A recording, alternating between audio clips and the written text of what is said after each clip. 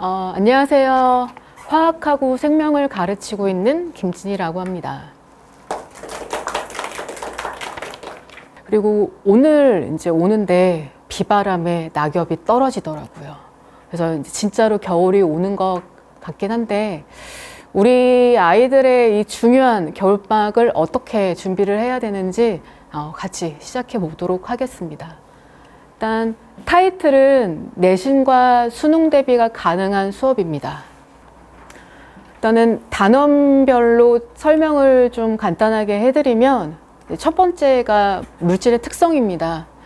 그래서 생물의 고유한 여러 가지 특성을 배우면서 결국에는 바이러스가 생물인지 무생물인지 이걸 맞추는 건데 원부님들께서는 바이러스가 생물이라고 생각하세요? 무생물이라고 생각하세요? 바이러스는 생물과 무생물의 중간 단계라고 합니다. 네. 그리고 여러 가지 이제 예시문들이 나오는데 그거에 해당하는 생물의 특성을 딱 고르기만 하면 되고, 근데 의외로 얘가 1번으로 출제가 되는데 실수를 하는 경우가 되게 많아요. 근데 제 교재에는 이제 그동안 기출문제에 출제됐었던 얘들이 한 120개 정도 있습니다. 그래서 그것만 암기만 하면 얘는 충분히 문제가 없을 것 같아요. 그리고 과학의 탐구는 이전 과학자들이 제시한 여러 가지 사례들을 보면서 그게 이제 귀납적 탐구 방법인지 연역적 탐구 방법인지 분류하는 건데 크게 어렵진 않습니다. 그래서 1단원은 쉬운 단원이고요. 그리고 2단원 들어가게 되면 생명활동과 에너지를 배우는데 여기서는 세포호흡의 과정과 우리 몸에서 에너지를 어떻게 만들어서 쓰는지 광합성하고 함께 배우는 쉬운 단원입니다. 통합과학에 있는 물질대사 파트가 있습니다. 거기랑 살짝 겹칩니다. 그리고 이제 기관계 통합자격인데 기관들이 모여있는 게 기관계라고 얘기를 하거든요. 그래서 여러 가지 기관계 중에서 소화계, 배설계, 호흡계, 순환계 이 4가지 기관계에 대해서 배워요. 근데 개정이 되고 나서 이 기관계 파트에 3분의 2 정도가 다 날아갔습니다. 그래서 현 수능에서는 굉장히 쉬운 내용들만 남아있기 때문에 크게 무리는 없는데 이제 내신에서는 달라요. 이전 교육과정의 그 많은 내용들을 아이들이 배워야 되거든요. 예를 들어서 소화계 같은 경우는 소화효소 하나하나 다 외워야 되고, 그다음에 혈액의 순환 같은 경우는 심장의 구조도 다 외워야 되고, 배설계 같은 경우는 오줌의 생성 과정이 어떻게 되는지 다 배워야 되기 때문에 이전 교육과정의 어떤 출제 문제들을 같이 배우고 나면 뭐 내신 다 먹히고 수능도 한꺼번에 해결하게 됩니다. 그리고 물질대사하고 질병은 우리 몸에 대사성 질환이라는 게 있습니다. 당뇨병, 고혈압, 고지혈증이 있는데 당뇨병이 가장 자주 출제가 돼요. 그리고 3단원 들어가게 되면 첫 번째 자극 전도와 전달 파트입니다. 이제 여기서부터 킬러 문제가 시작입니다.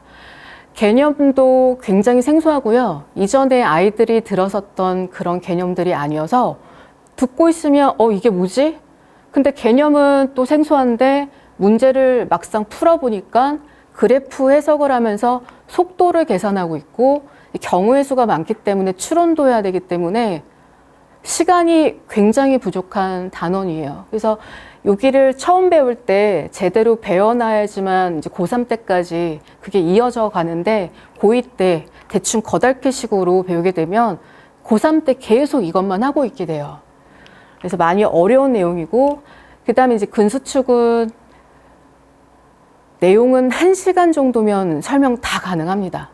근데 문제는 계산 문제입니다. 그러니까 생명과학의 계산 문제가 굉장히 많죠. 특히나 2년 전에는 2차 방정식을 쓰게 하는 수능 문제가 출제되기도 했었어요. 그래서 그때 말이 되게 많았는데 아직까지도 계산 문제로 이 문제를 풀어야 됩니다. 3단원의 세 번째 신경계인데 이 신경계가 중요해요. 왜냐하면 항상성하고 연계가 되는데 이제 과거에 중학교 때 아이들이 신경계에 대해서 조금 배웠을 거예요. 다 까먹었을 것이고 이제 우리 몸의 뇌하고 척수로 구성되어 있는 중추신경계랑 그다음 말초신경계에 대해서 배우는데 비슷한 용어들이 너무나 많아서 애들이 이거를 의외로 어려워합니다.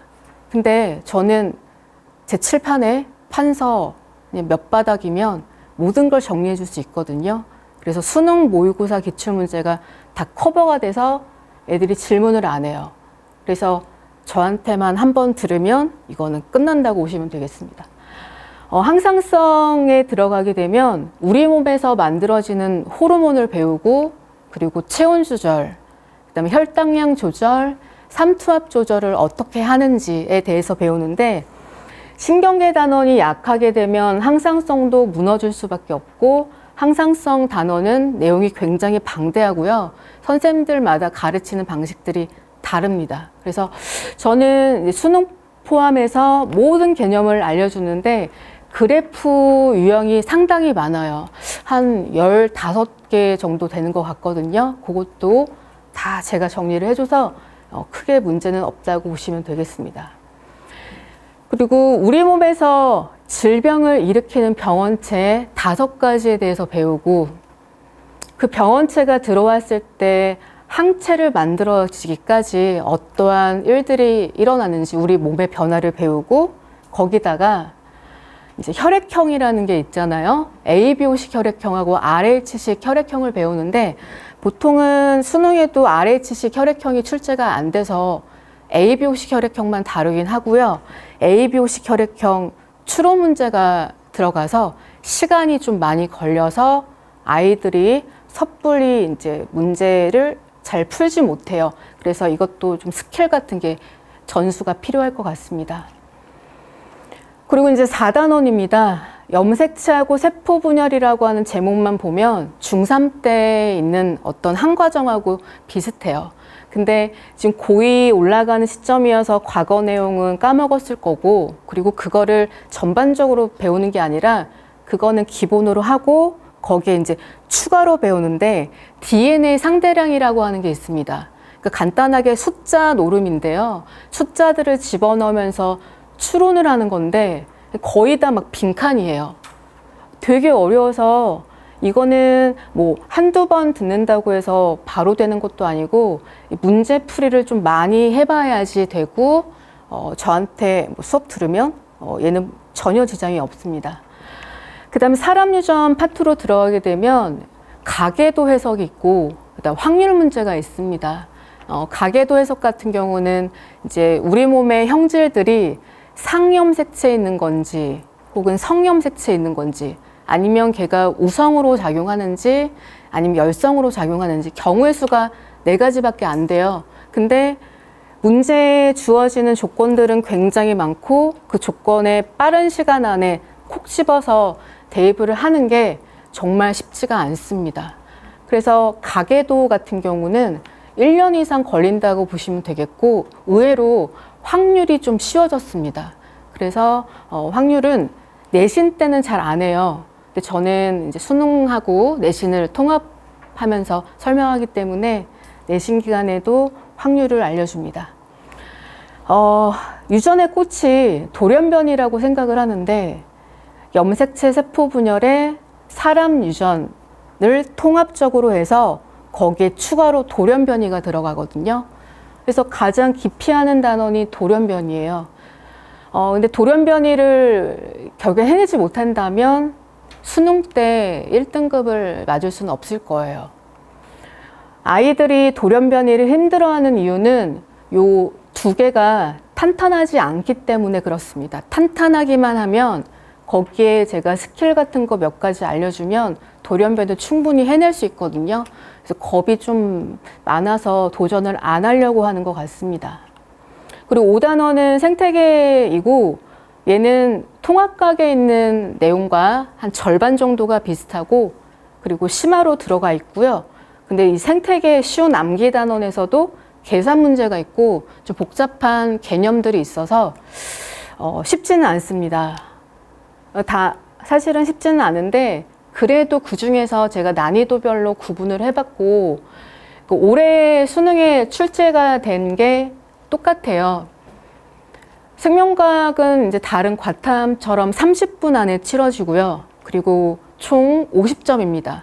점수는 2점하고 3점으로 구성이 되어 있고 1단원에서 이제 2문제 5점이죠.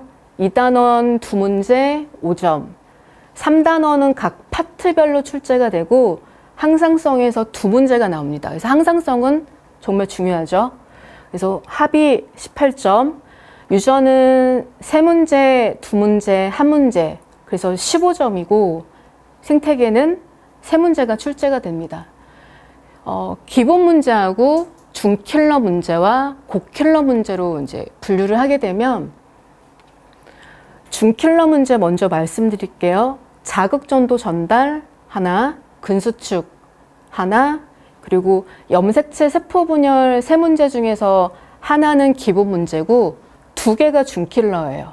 그래서 중킬러는 2개, 총 4문제 나온다고 생각하시면 되고 사람 유전 2문제, 킬러 문제고요. 고킬러, 돌연변이 하나, 고킬러입니다. 제가 지금 말씀드린 것 외에는 다 기본 문제라고 생각하시면 돼요. 개정이 되고 나서 20년부터 생명과학 수능 1등급 컷 점수를 보시면요. 50점 만점에 45, 43, 42. 22년도는 과탐이 역대 최고로 어려웠었던 연도였어요. 그리고 작년에는 47이었다가 올해는 이제 11월에 치러진 수능이 45점인데 제가 문제를 보니까 문제 되게 쉬웠어요. 등급 컷이 올라갈 줄 알았거든요. 한 48 정도 나오지 않을까 생각했는데 재수생 애들은 잘했는데 고3 애들이 많이 못했나 봐요. 그래서 이게 1.2점 떨어지는 것도 엄청 떨어지는 폭이 이제 큰 거기 때문에 역시 수능은 재수생 애들이 유리합니다. 그래서 13문제 기본 문제 30점에 중킬러 문제 4문제 12점, 그리고 고킬러 3점, 3점, 2점인데 돌연변이가 가장 어려운데 계속 2점으로 출제가 됐었거든요. 계속. 근데 올해 수능에 드디어 3점으로 출제가 됐어요. 아주 이제 기쁜 상황이고요. 22년도 같은 경우는 이 고킬러 유전 3문제 안 풀어도 1등급이 나오는 그런 시절이 있었어요. 중킬러를 풀다가 시간이 오래 걸리고 유전을 풀려고 하는데 어려워서 손도 못 대고 찍는 애들이 많았었던 거죠. 저는 개인적으로 쉽기보다는 좀 어려웠으면 좋겠어요. 내가 어려우면 남도 어려워야지 같이 떨어지거든요. 그래서 이제 내년에는 이제 어떻게 출제될지 그래서 1, 2점 정도만 왔다 갔다 할 것 같습니다. 그리고 겨울방학 이제 선행 프로그램 말씀을 드리면 10회 수업을 합니다. 12월 마지막 주 일요일에 개강을 하고요. 이 레벨 1과 레벨 2를 나누는 기준은 개념 수업과 그 다음에 문제풀이가 비율이 몇 대 몇인지 이거에 따라서 나누게 되는데 생명과학을 한번 들었던 학생들이나 아니면 처음 수강한 학생들 전혀 관계없이 레벨 1으로 진행을 하고요. 그리고 제가 3년 전부터 1단원, 2단원, 5단원을 배제하고 겨울방학 때 3, 4단원 위주로 들어갔습니다. 그리고 3단원 같은 경우도 병원차하고 방어작용을 제외시키고 그게 겨울방학 때 전범위를 하게 되니까 비중이 있는 유전이나 중킬러 부분이 있는 3단원이 조금 줄어들더라고요. 얘네들은 개념 설명만으로 되는 게 아니라 문제를 풀어야 되기 때문에 이제 문제 풀이하는 시간을 확보하기 위해서 나머지 뺐고 제가 뺀 단원은 내신만 해도 내신 때만 해도 점수 그냥 나옵니다. 그래서 유전은 6회인데 3개의 소단원이 있고 뭐 염색체하고 문제풀이, 사람 유전하고 문제풀이, 돌연변이하고 문제풀이라고 생각하시면 되겠고 그리고 겨울방학 수업이 끝나면 저는 한 주라도 쉬지 않고 바로 중간고사에 들어갑니다. 1단원하고 2단원 같은 경우는 처음 듣는 개념이기 때문에 아주 디테일하게 상세하게 내신처럼 알려주고요. 그리고 3단원의 자극의 전도 전달까지가 중간고사 범위예요. 기말고사는 나머지 3단원이 되겠고요. 2학기 들어가면 여기 2개 파트가 중간고사고 마지막이 기말고사입니다. 그래서 중간고사는 1, 2단원을 공부하기 위한 게 아니라 3단원에 있는 문제를 얼마나 많이 풀어내냐가 중요한데, 애들이 문제 풀면 생소한 내용이기 때문에 이게 무슨 말인지도 모르지만 그걸 이겨내고 자꾸 듣다 보면 아, 이런 거구나 라는 생각을 하거든요. 저는 13년도부터 그리고 현재 24년도 내용까지 모두 다 아이들한테 시험 기간 때 요거를 문제풀이를 해줬습니다. 보통은 이제 중간고사가 6회 혹은 많아야 7회 정도인데, 그 6회, 7회 때 개념 설명하고 또 개념 설명하고 그리고 남은 뭐 2번 정도로 문제풀이 하면 애들 성적 안 나와요. 중간고사 때는 이 자극전도 전달이 문제수의 절반 이상을 차지할 만큼 굉장히 중요합니다. 그러면 이제 개념을 어떻게 하냐 이렇게 말씀하실 수도 있는데, 제가 겨울방학 때 이 개념 설명은 100% 다 합니다. 내신, 수능. 개념을 모두 다 하고 나서 이제 기출문제를 들어가는 거기 때문에 크게 걱정 안 하셔도 될 것 같고, 만약에 중간고사 들어가기 전에 이 내용을 좀 까먹은 것 같다. 그럼 제가 이제 동영상을 항상 주거든요. 그거 보고 복습하면 되겠습니다. 그리고 기말고사는 이어서 근수축, 기출문제 풀이입니다. 근수축도 개념 설명은 겨울방학 때 다 끝냅니다. 그래서 무조건 문제풀이 시작하고, 나머지 신경계하고 호르몬은 디테일한 개념 한 번 더 들어가면서 이제 문제에 나오는 모든 그래프 유형을 제가 다 설명을 해주는데, 제가 아까 말씀드린 대로 그걸 들으면 웬만한 문제들 다 풀 수 있고, 제가 3단원 호르몬 설명하면서 아이들한테 박수를 받았습니다. 그러면서 선생님 인간 강사라도 해야 되는 거 아니에요? 막 이런 얘기도 하고. 그리고 이제 병원치하고 방어작용은 처음 듣는 내용이기 때문에 걔도 상세하게 설명하고요. 그리고 이제 여름방학이 오는데, 저는 여름방학 시작부터 유전 내신 시작합니다. 유전의 대부분의 개념들은 겨울방학 때 해놔요. 보통은 겨울방학 때 한 번 돌리고, 대충 여름방학 때 한 번 또 돌리고, 그리고 내신 때 또 간략하게 설명하면서 몇 주 안 남은 거 가지고 유전 문제 풀이하는데, 그거로는 이거는 3단원도 아니고 4단원이거든요. 성적 절대 안 나고 유전 때문에 생명과학이 힘들어지는 상황이 발생합니다. 그래서 여름방학 1주부터 문제풀이를 진행하는데, 그 어머님들 킬러 단어는요, 개념 설명 이해가 있고 문제풀이를 하기 위한 개념이 또 있고요. 이제 그걸 하면서 스킬들을 배워야 돼요. 그래서 킬러 단원들은 개념 설명 들었다고 해서 문제로 바로 풀 수 있는 게 아니거든요. 그래서 문제 하나하나 풀면서 왜 이렇게 풀어야 되는지, 이거는 안 되는지 여러 가지 이제 추론하는 방식들을 아이들한테 연습을 시키고, 염색체 세포 분열만 해도 기출이 한 100문제 넘죠? 한 200문제 가까이 되고, 사람 유전은 100문제 넘고, 돌연변이도 거의 한 8, 90문제 되는데, 지금 현재 내신을 하고 있는 시점에서 저는 그거 거의 다 풀었습니다. 이게 쭉 중간고사까지 이어지고, 아까 중간고사 범위가 사람 유전까지라고 말씀을 드렸는데, 저는 돌연변이 다 합니다. 돌연변이 거의 5분의 4 정도로 한다고 보시면 되겠고, 그래야지 유전 같이 배울 때 돌연변이를 배우면 사람 유전이 조금 쉽게 느껴지고 세포 분열 DNA 상대량이 탄탄해지고요. 그리고 기말고사 때 생태계 5단원하고 같이 돌연변이를 배우는데, 이때 유전 문제 풀이하기에는 시간이 또 부족해요. 생태계도 내용이 워낙 많기 때문에. 그리고 이번에도 야타코 같은 경우는 돌연변이가 시험 범위에 안 들어간대요. 근데 딱 1주 전에 돌연변이가 시험 범위에 들어간다는 거예요, 일부가. 그리고 다행히 이제 문제풀이를 해놨기 때문에 지장 없이 아이들이 잘 시험을 볼 수가 있었습니다. 화학은 4개 단원으로 구성이 되어 있고 중간, 기말, 중간, 기말 딱딱 떨어진다고 보시면 되겠고요.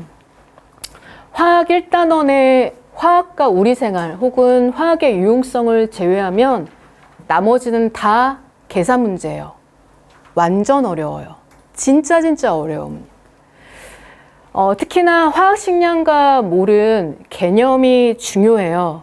개념을 이제 막 대충 하시는 선생님들이 많으신데 저는 화학식량과 몰의 개념 설명을 한 3시간 정도 합니다. 그게 이해가 안 되면 이것도 안 되고 4단원에 있는 내용도 안 돼요. 화학식량과 몰이 화학에서 가장 중요한 파트입니다. 쉽지 않고요. 그리고 화학 반응식의 양적 관계는 화학 전체 중에서 제일 어려워요. 생명과학 같은 경우는 시간을 딱 주고 자, 유전 문제 못 풀었으니까 이제 한번 풀어봐 라고 하면 애들이 시간 걸려도 풀어내는데 이 양적 관계 같은 경우는 그냥 손을 못 대요. 수학적 능력이 좀 많이 필요하고 기출 문제도 너무 많아서 유형도 다양한데 그나마 정부에서 쉽게 출제하라고 얘기했기 때문에 올해 수능 때는 좀 쉽게 출제가 되었습니다. 아마 내년도 그럴 것 같은데 내신은 당연히 어렵겠죠. 그리고 이제 용액의 농도가 있고 2단원 들어가면 좀 숨통이 튀어요. 원자의 구조에서 원자 구조가 어떻게 되어 있는 건지. 물론 계산 문제가 있는데 지저분한 어떤 산수 계산 문제였습니다. 근데 그게 좀 깔끔하게 바뀌었어요. 그리고 원자 모형의 전자 배치에서 현대 원자 모형이라는 오비탈을 배우면서 주기율표를 과거에 통합과학 할 때는 1번부터 20번까지 배웠다면 이제는 주기율표 전체적으로 한 110번까지 배우면서 틀을 어떻게 나눌지 공부하고 마지막에 이제 주기적 성질인데 얘는 이온 반지름, 원자 반지름, 유효 핵전하량, 이온화 에너지라고 하는 추론 파트가 있습니다. 근데 그것도 제가 나트륨하고 마그네슘 중에서 원자 반지름 누가 더 커? 그럼 나트륨. 이게 바로바로 나와줘야 되는데 순서 다 알려주거든요. 1번부터 20번까지. 다른 분들은 안 알려주시는데 그런 것만 외워서 가면 많은 도움이 되고 그러니까 이 단어는 오비탈이냐 주기적 성질이냐로 나눠지게 되는데 이 나눠지게 되고 중요합니다. 근데 이게 돼야지 주기적 성질을 마지막에 해낼 수가 있어요.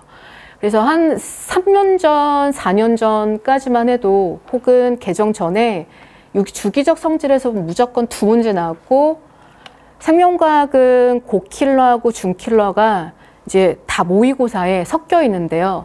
화학은 마지막 4페이지에 고킬러가 모여 있습니다. 그때 이 주기적 성질도 고킬러 4페이지에 포함이 되어 있었던 내용인데 그렇다 보니까 이전에 있는 기출 문제들이 어려워서 오히려 내신에서는 선생님들이 그런 걸 활용하시고 또 오히려 수능 문제는 좀 쉬워졌습니다. 시간이 좀 걸려요. 그 다음에 이제 3단원 들어가면 2단원 1단원보다 쉬우니까 100점 맞았다. 3단원은 더 쉬우니까 이제 100점 맞을 거야 라고 생각해요. 화학결합은 통합과학 때 배웠고 그리고 이거는 새로운 내용이지만 거의 대부분 암기고 이제 분자식과 분자 구조 그 다음에 극성 이런 거에 대해서 배우는데 이게 함정이에요. 우리 아이들은요 어려운 건 어떻게든 하려고 하고 쉬운 건 이거는 그냥 안 보고 전날에 조금 하면 할 수 있어 라고 해서 생각보다 잘하는 아이들도 여기에서 막 1번, 2번 이렇게 틀려서 오는 경우도 허다합니다. 그리고 변별력을 높이기 위해서 선생님들이 마지막 4페이지에 이제 상대값이라고 하는 걸 줘서 경우의 수를 더 많이 줘서 시간이 오래 걸려서 못 풀게끔 해서 쉬운 단원인데도 불구하고 2문제 못 풀고 이런 상황도 발생하기 때문에 이 3단원 같은 경우는 수능 모의고사 기출 문제보다는 제가 나눠주는 내신 기출 문제를 한 500문제 정도는 풀어야 합니다. 500문제 풀면 끄떡없어요. 어쨌든 100점 맞아야 되고요. 그리고 4단원은 화투에서 좀 많이 내려왔고요. 동적 평형하고 열의 출입은 개념 문제고, 그 다음에 이 세 가지가 계산 문제인데, 이 중화 반응의 중화 적정이라고 하는 것도 있습니다. 크게 살펴보면 2, 3단원은 쉽고요. 1, 4단원이 어렵고, 그래서 1, 4단원을 어떻게 정복하느냐에 따라서 화학의 점수가 결정이 되고, 그 다음에 이제 수능 문항을 보시면 이제 기본하고 중킬러하고 고킬러가 있는데, 제가 고킬러부터 말씀드리면 양적 관계에서 두 문제 출제되지만 하나는 쉽고 하나가 고킬러고요. 그 다음에 중화 반응 고킬러고요. 거기에 중화 적정 고킬러입니다. 이게 계산 문제고요. 그 다음에 중킬러 말씀드리면 몰이고요. 전에는 이제 두 문제 출제됐는데 지금 한 문제 출제되고 있고, 용액의 농도, 그 다음에 여기서 계산 문제 하나 나왔고, 그리고 물의 자동 이온화 pH 로고 써서 계산 문제 하는 거고, 그리고 산화환원 반응에서 이제 또 고킬러가 있습니다. 산화환원 반응이 단순히 통합각색 배우는 산화, 환원 이렇게 구분을 하는 게 아니라 화학 반응식이 주어지고, 중성의 화학 반응식이 주어졌다면 얘는 이제 전기를 띠고 있는 입자, 이온들로 이루어져 있는 화학 반응식이 주어지는데, 거기에 이제 원자계 수를 맞추면서 미지수를 찾아가야 되는데 방정식세여서 문제를 풀어야 되고요. 그걸 산화수법이라고 하고, 그다음 두 번째는 이전 교육 과정에 이제 금속의 반응성이라는 게 있었습니다. 근데 개정이 되면서 그게 빠져서 3년 동안 문제가 출제가 전혀 되지 않았어요. 그래서 화학 강사들도 그게 빠지나 보다. 근데 그게 되게 어렵거든요. 고킬러인데. 근데 한 2년 전부터 야금야금 모의고사에서 출제가 되다가 수능에 출제되고, 올해 수능에도 출제됐는데 문제 수준은 그것과 같이 비슷하진 않아요. 조금 쉬워요. 네. 그래서 화학은 이렇게 말씀드리고, 컷을 보면 47, 45, 이때가 가장 낮았죠. 43, 46, 50. 보통 아이들이 과탐에서 두 개를 선택할 때, 유전이 싫은데, 생명과학 빼고, 지구과학은 좀 너무 나한테 생소해, 암기야, 빼고, 물리는 넘사벽이야, 아무나 못해, 빼고 하니까 화학이 남는 거예요. 화학은 선택을 하는 애들이 화학을 좋아서 선택하는 게 아니라 어쩔 수 없이 선택을 하는 것 같아요. 그래서 물리가 아니면 일단 빼고, 생지 중에서 두 과목을 선택하거나 아니면 생지 중에 하나 하고 화학을 하는데, 이게 이때만 해도 화학이 2등이었어요. 과탐 중에서 15만 정도 됐는데, 시간이 점점점 지나면서 3등으로 밀리고 올해 꼴찌 됐고요. 한 3만에서 4만 정도라고 보시면 돼요. 그거에 대비 생명과 지구과학은 15만 정도 됩니다. 물리가 한 5만, 6만 정도로 알고 있거든요. 그래서 화학이 인원수가 없으니 좀 쉽게 만들려고 하다가 난이도 조절을 잘못한 거예요. 50점이 나오면 안 되거든요. 그래서 기본 문제 있고, 중킬러, 고킬러 있고, 화학은 킬러 문제가 다 계산입니다. 겨울방학 때 마찬가지로 10회 수업을 하고요. 이게 한 번 들어도 두 번 들어도, 두 번까지 괜찮아요. 처음 뜨는 학생들하고 섞여서 수업을 할 수 있고, 근데 이게 레벨 1으로 진행이 되긴 하는데, 워낙 화학은 문제풀이가 주다 보니까 레벨 2처럼 보이긴 해요. 그래서 어려워요.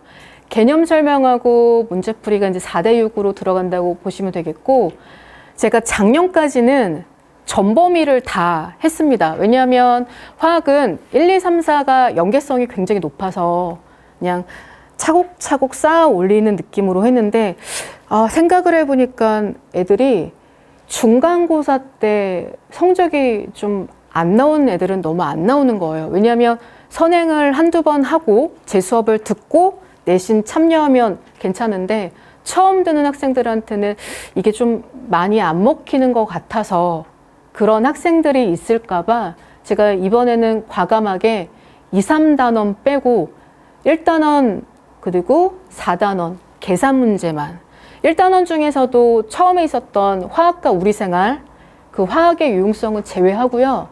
그리고 4단원에 있었던 그 열에 출입하고 그 다음에 동적 평형 제외하고 다 계산 문제만 들어갑니다. 그래서 되게 많이 어려울 거고요. 중간고사 딱 시작되면 바로 시작합니다. 1단원 수능 모의고사 기출문제 하나하나 다 풀어줍니다. 아이들한테는 너무 좋은 거예요. 보통은 제가 뭐 300문제를 푼다라고 하면 다른 선생님들은 100문제도 못 풀어주세요. 시간이 부족하기 때문에. 근데 찝어서 나올 것들만 하시는데 거기에서 정작 안 나오면 아이들은 손해고 그리고 수능도 대비해야 되고 전 범위에 걸쳐서 전체적으로 문제를 푸는 게 그다음 단계적으로 문제 푸는 거에 효과적이기 때문에 이거를 속성으로 배울 수 없습니다. 그래서 무조건 모든 문제를 풀어야 되고 시간이 꽤 걸려요. 2단원은 이제 겨울방학 때 수업하지 않았었기 때문에 개념 설명 차근차근히 하고 제가 방법 다 알려주고 숙제만 잘해오면 그냥 100점이고요.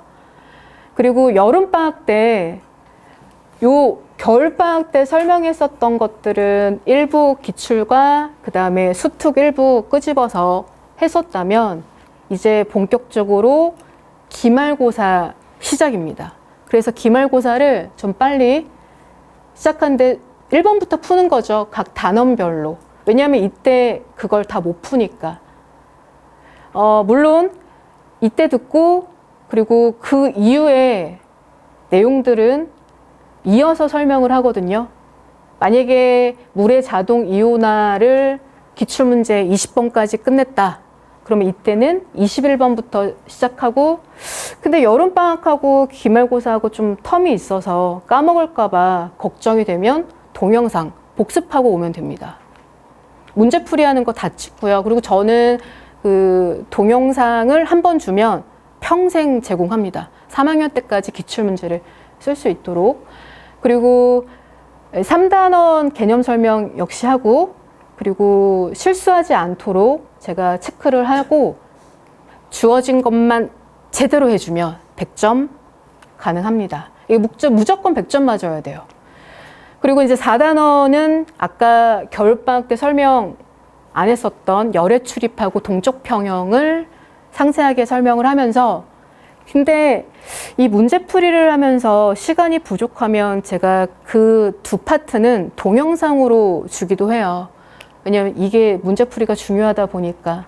근데 아이들한테 동영상을 주면 학교에서 배웠다고 또 안 듣기도 해요. 근데 제 수업을 반드시 들어야 되거든요. 그래서 최대한 하고 있고 이번 연도에도 그렇게 하고 있습니다. 근데 생명과학은 1년만 저한테 겨울방학 때부터 들어도 성적 팍팍 나옵니다. 수업 특징 말씀드리면 매 시간 수업 영상을 촬영하고 이제 아이들한테 유튜브 링크로 문자로 발생을 하고요.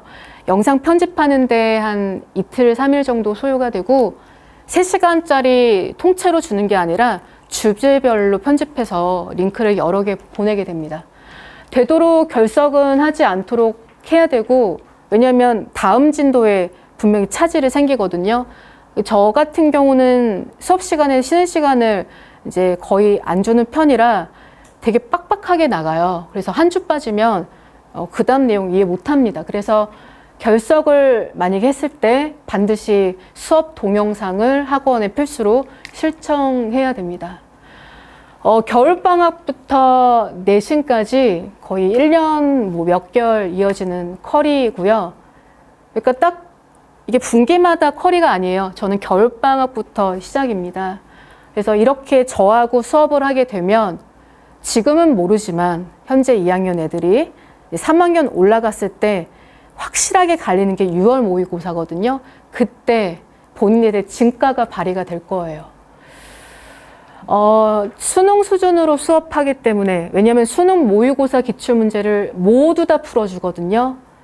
그래서 어렵습니다. 하지만 수능과 내신 준비하기에 적합하고, 그리고 내신만 나오는 유형은 화학은 없고 생명과학에 있고, 아까 이제 기관계 통합작용 같은 거는 따로 제가 설명을 합니다.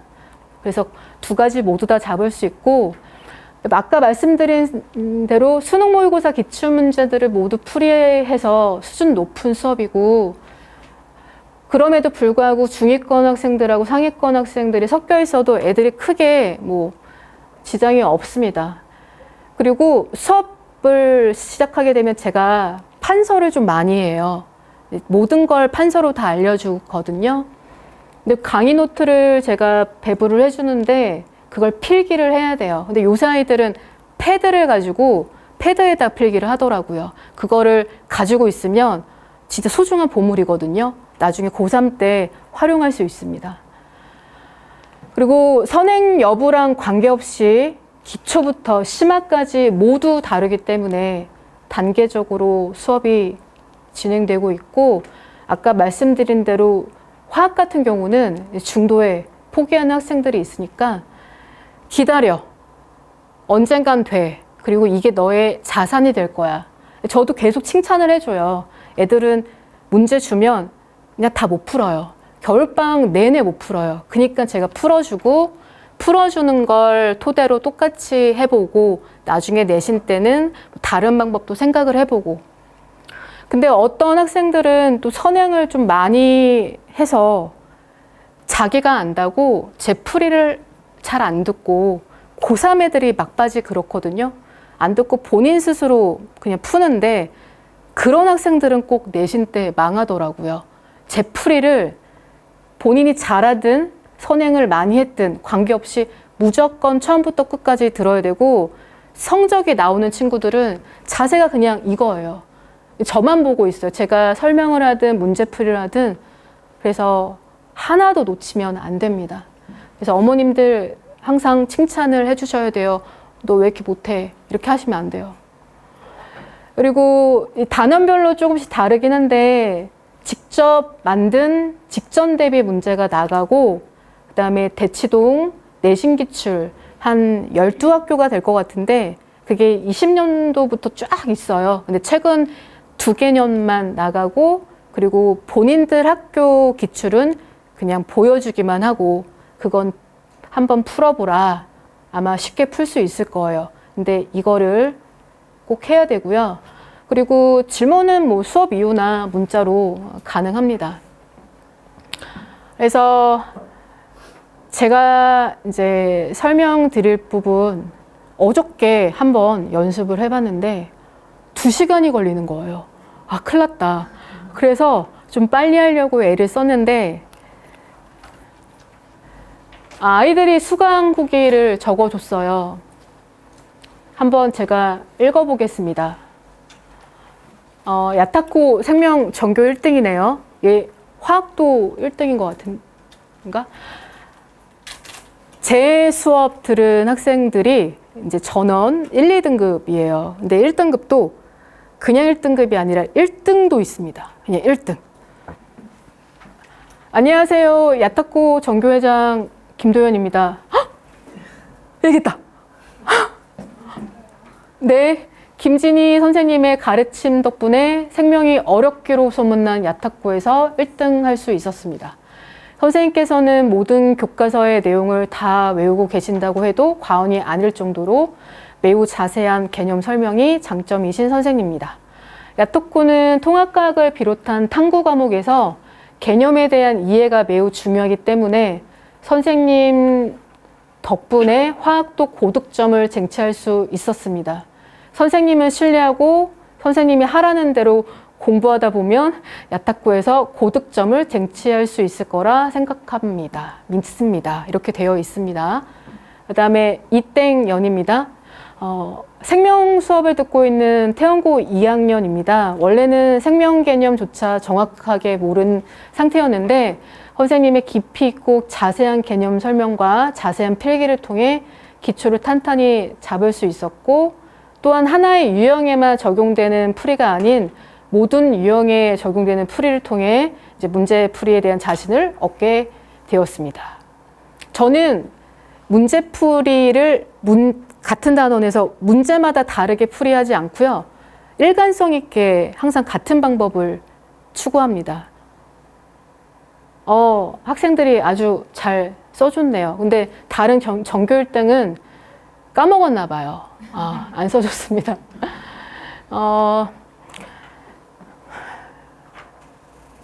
그래서 일단은 생명과학은 편안한 과목이에요.